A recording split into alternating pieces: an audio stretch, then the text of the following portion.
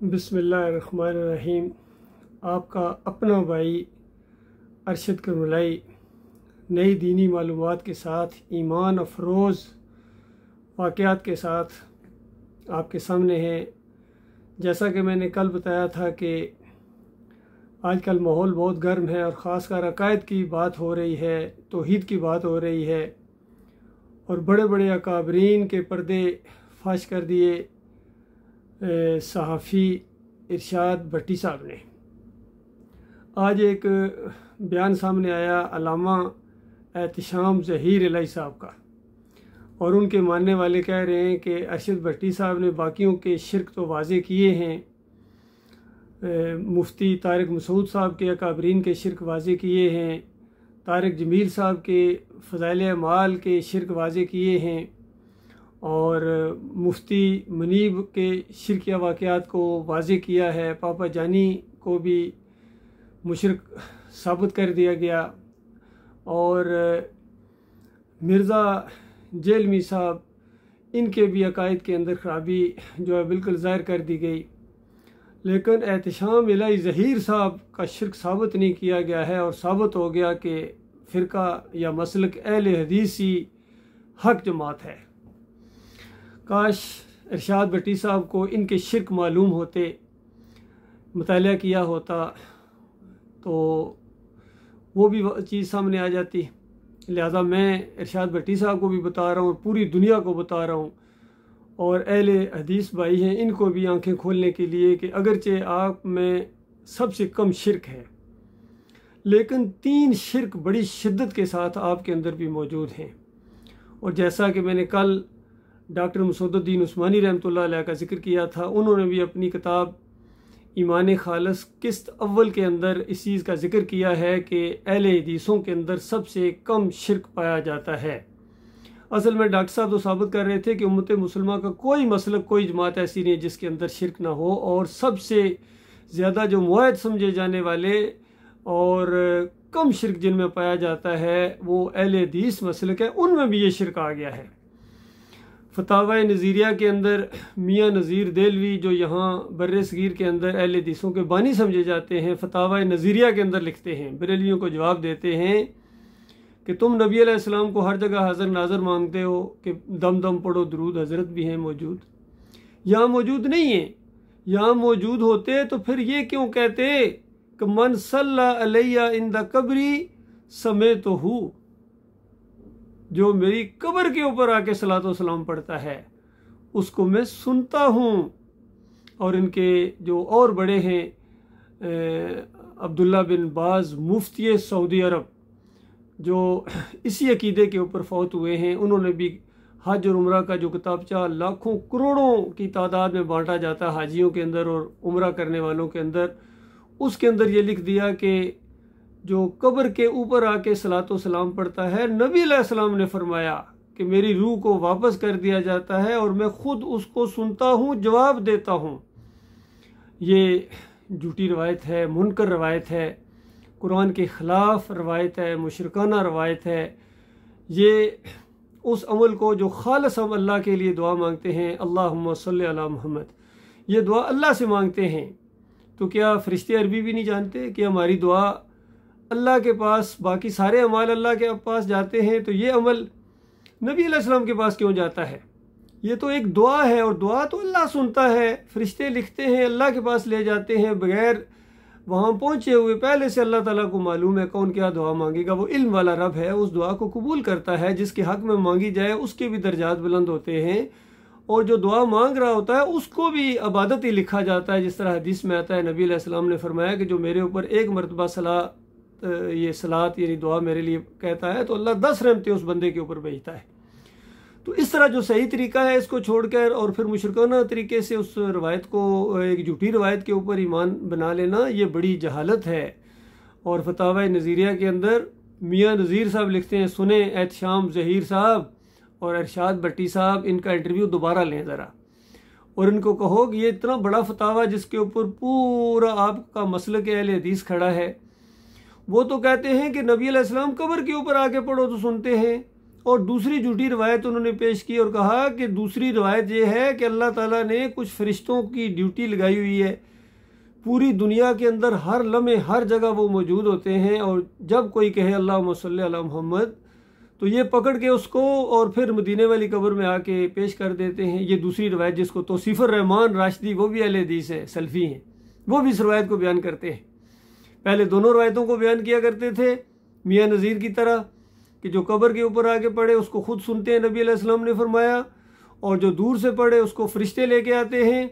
और जब हमारी दावत इस अंदाज से सामने आई तो ये पहली रवायत के बारे में बहरहाल उन्होंने अपना अकीदा ठीक कर लिया है। तौसीफ़ुर रहमान राशिदी साहब ने कहते हैं हाँ ये रवायत सही नहीं है, ये गलत रवायत है। लेकिन दूसरी जो मुशरकाना रवायत है उस पर और ज़्यादा जोर देना शुरू हो गए। कहते हैं वो वहाँ जो फरिश्तों वाला मामला है वो तो बिल्कुल लाजम है, वो तो कहते हैं हमारे ईमान का हिस्सा है, जो ऐन बेईमानी है, ऐन शिरक है, कुरान के ख़िलाफ़ ये अकीदा है। कुरान फरमाता व इलल्लाहि तुरजउल उमूर, तमाम मामलात अल्लाह की तरफ जाते हैं, व युरजुल उम्र कुल्लुहु, तमाम के तमाम मामलात हैं वो अल्लाह की तरफ जाते हैं। और नबी अलैहिस्सलाम सही हदीस के अंदर फरमाए मैं पीर और जुमरात को रोज़ा रखता हूँ क्योंकि पीर और जुमरात वाले दिन इंसानों के अमाल अल्लाह के यहाँ पेश होते हैं, और मैं ये चाहता हूँ कि मेरे अमाल जब अल्लाह के यहाँ पेश हों तो मैं साइम हूँ, मैं रोज़े से हूँ। तो अंदाज़ा लगाइए सही अकीदा क्या है कि तमाम अंबिया के अमाल जो हैं वो अल्लाह के यहाँ पेश होते हैं, नबी अलैहिस्सलाम के अमाल भी अल्लाह के यहाँ पेश होते हैं, सहाबा किराम के, हमारे सब के। अल्लाह माबूद है, जिसके लिए हम अमल करते हैं उसके यहाँ पेश होते हैं, और वो खुद भी जानने वाला है। तो बताइए ये किसी इंसान के आगे ये अमाल क्यों पेश हों। और देवबंदियों ने तो यहाँ तक लिख दिया था, एक दफ़ा फतवा इनका पूरी देवबंद मसाजिद के अंदर लटका दिया गया कि देखो तुम दाढ़ी मुंडाते हो, और जब नबी अलैहिस्सलाम के यहाँ पेश होते होंगे हमारे अमाल तो कितने कुड़ते होंगे, अंदाज़ा लगाइए। इस तरह जहाँ एक अच्छी बात, चलो दाढ़ी की तरगीब के लिए और चीज़ें मौजूद थीं, लेकिन मुशरकाना अंदाज से ये बात कहना ये तो अकीदा ख़राब करने वाली बात है। बल्कि उन्होंने यहाँ तक कह दिया था कि देखो ये जो शीज़ान की बोतल पीते हो ना कादियानियों की, तो जब नबी अलैहिस्सलाम देखते होंगे तुम्हें शीज़ान की बोतल पीते हुए तो कितना उनका दिल दुखदा होगा। बताइए कैसा शैतान का वार होता है। शैतान ने एक बात यानी इस अंदाज से कह के उसके बाद नबी अलैहिस्सलाम को आलमुल गैब साबित कर दिया। इसी तरीके से फ़ज़ाइल अमाल का वो वाक़या अगर आप इरशाद भट्टी साहब इनके सामने रखते तो मज़ा ही आ जाता।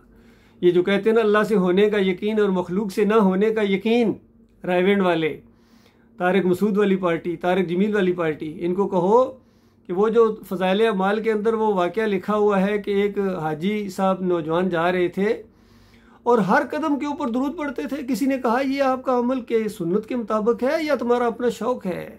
उसने कहा मसला ये है कि मैं अपनी माँ के साथ हज पर जा रहा था, रास्ते में वो उसका इंतकाल हो गया, फौत हो गई, मुंह सूज गया, काला जिस्म हो गया, इंतहाई परेशानी के आलम में था कि ताम्मा की तरफ से एक बादल नमा टुकड़ा आया और करीब आके उसमें से एक नूरानी चेहरा इंसान निकला, और उन्होंने कहते हैं मेरी माँ के पेट के ऊपर हाथ फेरा, वो पेट की सारी सूजन ख़त्म हो गई, मुंह के ऊपर हाथ फेरा, सारी मुंह की कालक चली गई, और फिर जाने लगे तो मैंने पुकार कर कहा कि आपने मेरी मुश्किल कशाई की है लेकिन तारफ़ नहीं कराया, मैं पहचान भी नहीं सका हूँ आपको, आप कौन हैं। कहते हैं फिर वो करीब आए और उन्होंने कहा कि तुमने मुझे पहचाना नहीं, मैं तुम्हारा नबी मोहम्मद सल्लल्लाहु अलैहि वसल्लम।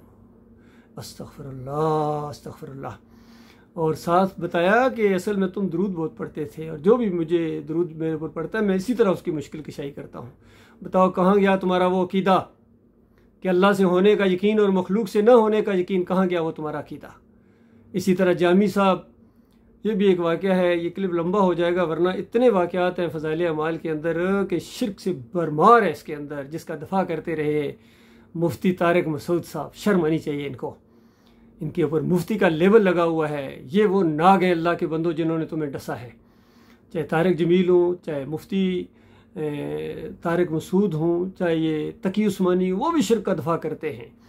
क्या नाम है, तारिक जमील साहब कहते हैं कि वो इंग्लैंड में एक साहब की ख्वाब में नबी अलैहिस्सलाम आए थे और उन्होंने मुझे फ़ोन किया है कि तारिक जमील साहब को कहो कि आपके दोस्त वो जो जुनैद थे उनको अल्लाह ने माफ़ कर दिया है। बताओ क्या ड्रामेबाज, क्या मसखरे, किस तरह दीन का हुलिया बिगाड़ दिया इन्होंने, किस तरह इन्होंने घुमा फिरा के बातें की हैं। और नबी अलैहिस्सलाम वहाँ इंग्लैंड में आए हैं, यहाँ बरह रास्त इधर नहीं आ सकते थे, क्योंकि ये झूठी बात है।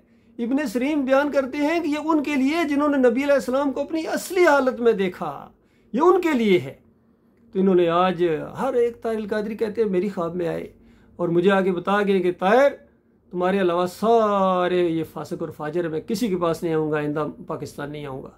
उन्होंने बहुत मिन्नत समाजित की और फिर कहा कि हाँ अगर ताहिर तुम टिकट का इंतज़ाम करो तो फिर मैं आया करूँगा। इस तरह एक से एक बढ़ चढ़ कर जवाहरुल कुरान के अंदर अंदाज़ा लगाइए ये कितने बड़े समझे जाते हैं। ये जो पंजपीरी गुलामुल्लाह साहब, वो कहते हैं इब्राहीम अलैहिस्सलाम ख्वाब में आए और कहा कि बेटे शाबाश, तौहीद का काम कर रहे हो, लगे रहो, बहुत अच्छा काम कर रहे हो। एक से एक शाह वलीउल्लाह साहब कहते हैं मेरी पैदाइश से पहले मेरे बाप को ख्वाब में आए और उसके बाद ये हकीकत देखी कि अर्श पर बैठे हुए अली रज़ी अल्लाह तआला अन्हु फ़लाँ ख़ानदान की फ़लाँ खातून से उनका निकाह वो पढ़ा रहे हैं और उसके बाद शाह वलीउल्लाह साहब पैदा हुए हैं। देखिए अशरफ अली थानवी के भी यही दावे, अब मौदूदी साहब ने भी यही दावा किया, अंदाज़ा लगाया, इनकी ऑटोबायोग्राफी के अंदर लिखा हुआ है। कहते हैं कि मेरी पैदाइश से 3 साल पहले एक मजजूब ने मेरे वालिद साहब को कहा कि आपके यहाँ बेटा पैदा होने वाला है, ओए इतना बड़ा आलमी दीन होगा, उसका नाम अबू लाला रखना। तो अंदाज़ा लगे ये वो हस्तियाँ हैं, एक से एक यकीन कीजिए कट्टा मुशरिक है। इस तरह अल्लाह की किताब को जुटला कर मरे हैं ये, और जो ज़िंदा हैं ये तौबा करने के लिए तैयार नहीं हैं। ये वजह है अल्लाह के बंदो, आज फ़लस्तीन की माएँ और बहनें चीख रही हैं, कश्मीर के अंदर चीखों पुकार लगी हुई है। ख़ुद तुम्हारे अपने मुल्क का क्या हाल है, तुम्हारे ऊपर कैसे कैसे बागियों को मुसल्लत कर दिया गया। अवाम ये तुम्हारे शिर्क की वजह से है। आज शिर्क से सच्ची तौबा करो, इन मौलवियों और पीरों को इनको बिल्कुल मजबूर करो, इनको बिल्कुल कहो या तो तौबा करो और या तुम्हें काफिर और मुशरिक डिक्लेयर किया जाएगा। तुम इमाम तो क्या, तुम मुक्तदी बनने के लायक नहीं हो। ये मामला है इनका। और फिर शाम इलाही ज़हीर साहब का एक और शिर्क अगर अरशाद भट्टी साहब वाजे कर दे कि ये जमहूरियत के अंदर तुम आए हुए इस बुत की पूजा करते हो, ये तो शिर्क है, ये मुशरकाना निज़ाम है और बदतरीन मुशरकाना निज़ाम है ये जमहूरियत। मौदूदी साहब इसको लात और मनात के साथ वो मिसालें दिया करते थे जब तक पाकिस्तान नहीं बना था, और जब पाकिस्तान बन गया जमहूरियत के तकाज़ों के तहत, तो उसके बाद कहते हैं हम जमहूरियत के लिए सर धड़ की बाली लगा देंगे। जो कभी कहा करते थे कि औरत की हुक्मरानी जायज़ नहीं है, फिर फातिमा जना के साथ खड़े हुए हैं, और फिर ये फजलुर रहमान साहब मरीम नवाज़ के साथ खड़े हुए, और अब ये इनकी वज़ीर आला है। अल्लाह के बंदो गौर करो, कोई मर्द नहीं रहा है। अल्लाह के बंदो गौर करो किस तरह तुम्हें मारा इन मौलवियों ने, इन पीरों ने और मौलवियों ने, इन गद्दी नशीनों ने, इन सियासतदानों ने तुम्हें इस तरह यहाँ जहन्नम के बिल्कुल किनारे खड़ा कर दिया है। और अब्दुल्ला बिन मुबारक का वो कौल बिल्कुल सच साबित हो गया कि क्या दीन इस्लाम को उलमा और मशाइख और इन बादशाहों के अलावा किसी और ने बदली किया है।